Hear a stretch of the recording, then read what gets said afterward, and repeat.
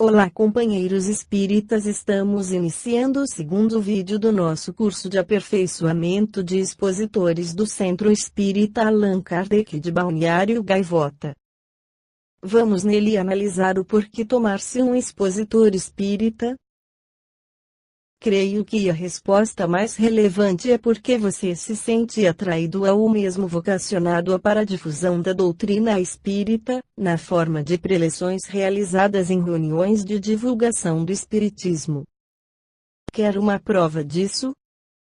Você sentiu-se motivado para abrir este livro e dar uma rápida olhada, ou talvez o tenha comprado e, nesse caso, você deu mostras de que está disposto a investir recursos e seu tempo nessa atividade doutrinária.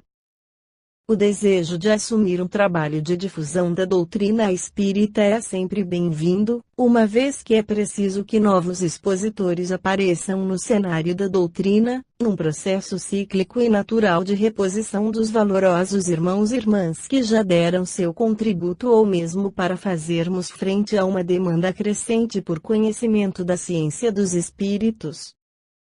Você tem percebido como o interesse pela doutrina espírita tem aumentado? Veja a quantidade de peças de teatro, filmes, inserções em novelas, reportagens em revistas e grupos em redes sociais que têm aparecido nos últimos tempos. Para atender essa necessidade típica de uma época de transição como a que estamos vivenciando, é preciso formar expositores preparados e firmemente lastreados na doutrina, prontos para o trabalho de difusão do Espiritismo, contribuindo assim para a difusão do Evangelho e da terceira revelação.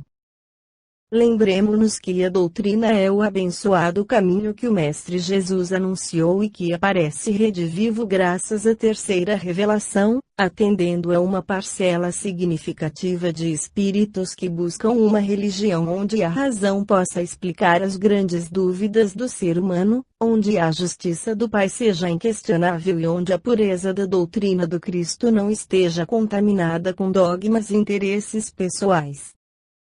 Outra razão para seguir em frente nessa leitura e no desafio de tornar-se um expositor espírita é porque você está esperando aquele chamamento, aquela intuição clara que lhe diga qual seu papel dentro da doutrina espírita, uma vez que agora você já se considera espírita convicto. Agora que estamos conscientes do processo evolutivo traçado pelo Pai, nossa consciência clama pela necessidade de assumir um papel ativo na seara doutrinária. É um chamamento para fazer mais do que sermos meros frequentadores da casa espírita. Muitos encontrarão na seara mediúnica o caminho para atender compromissos assumidos no passado, tornando-se assim elos entre os dois planos da vida. Esses irmãos precisarão desenvolver uma dedicação contínua na educação mediúnica, na conduta moral e emocional, além de uma disponibilidade de tempo e regularidade nos trabalhos mediúnicos, de forma a merecerem o apoio de seus mentores, transformando-se efetivamente em instrumentos úteis. Alguns sentir-se-ão atraídos pela atividade do passe fluídico, contribuindo assim como condutor e doador de energias que possam reparar ou trazer melhoras para a saúde física e mental de irmãos necessitados. Muitos se encontrarão nas benditas atividades de benemerência, buscando amparar material e espiritualmente, nossos irmãos que lutam com dificuldade numa encarnação de resgates e provações dolorosas. A esses está reservado o trabalho de colher recursos de um lado e entregá-los de outro, nos padrões da caridade prescrita pelo nosso Mestre Jesus. Existem irmãos que serão tocados pelas atividades de gestão, tomando-se diretores da casa espírita, atendendo assim às necessidades de organizar e preservar o patrimônio, bem como cumprir requisitos legais para que a instituição possa satisfazer as exigências estatutárias e legais. E não havendo vaidade e ostentação na permanência no cargo, somente aqueles que os ocupam sabem como é desgastante e delicado assumir uma função de direção perante os demais irmãos frequentadores da casa espírita. Finalmente quero lembrar dos irmãos que buscaram lugar na falange de colaboradores que assumem o papel de pedagogos espíritas, desenvolvendo as tarefas de evangelização, de direção de mocidade, colaborando em cursos regulares da doutrina espírita e ainda como divulgadores da doutrina, escrevendo artigos e ministrando palestras, exposições em sessões públicas e eventos comemorativos. Se você se enquadra nesse último grupo e se sente atraído pelas atividades de difusão do espiritismo, para tornar-se um expositor espírita será necessário 1. Assumir um compromisso de ser fiel ao conteúdo e ao significado do Evangelho do Cristo e da doutrina dos Espíritos. 2. Estudar sempre as lições do Mestre e as obras de referência da codificação kardeciana, formando e atualizando sempre um repertório de conhecimento para orientar as pesquisas e a elaboração das exposições e diálogos que irá realizar nas casas espíritas. 3. Como complemento, dedicar-se a estudar e aperfeiçoar as técnicas de apresentar e transmitir conteúdos nas exposições, facilitando assim a motivação dos ouvintes e a transmissão de conhecimentos. O receio de falar em público é consequência da responsabilidade de tratar de temas tão sérios como aqueles que falamos na casa espírita, e isso é bom porque nos mantém atentos ao compromisso assumido. Quando estudamos o tema e dominamos e também com a prática, esse receio deixará de existir, permitindo-nos realizar essa atividade com total segurança e conforto. Condições para tornar-se um expositor espírita. 1. Assumir o compromisso de respeito para com a pureza doutrinária, sendo fiel aos ensinamentos do Evangelho do Cristo e da doutrina codificada por Allan Kardec. 2.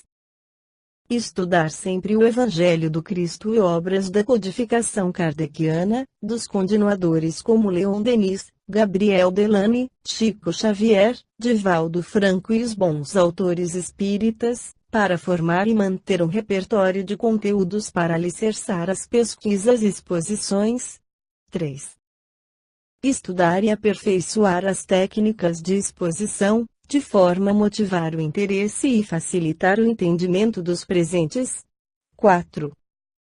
Uma forma de solapar a base da doutrina, firmemente estabelecida na comunicação lógica e clara dos espíritos e no trabalho metodológico do codificador, é a criação de práticas místicas ou esotéricas ou de explicações fundadas apenas nas crenças e gostos pessoais. Embora possa existir uma boa intenção da parte de quem assim ide, é evidente seu desconhecimento do conteúdo doutrinário, além do que a pureza doutrinária pode ser seriamente comprometida, ao longo do tempo, por sucessivas práticas bem intencionadas, mas falsas. Hoje sentimos um prazer íntimo em saber que nossa doutrina tem bases lógicas e, apesar das transformações sociais e científicas, pode encarar face a face a razão, como nos diz Kardec. Porém, se deixarmos que práticas estranhas ou místicas adentrem em nossa doutrina, no futuro nossos filhos e netos não terão mais as explicações que satisfaçam a razão. Como consequência teríamos nossa religião que hoje é baseada em fé racional, transformada numa religião baseada em fé cega e dogmas que não podem ser explicados, apenas seguidos.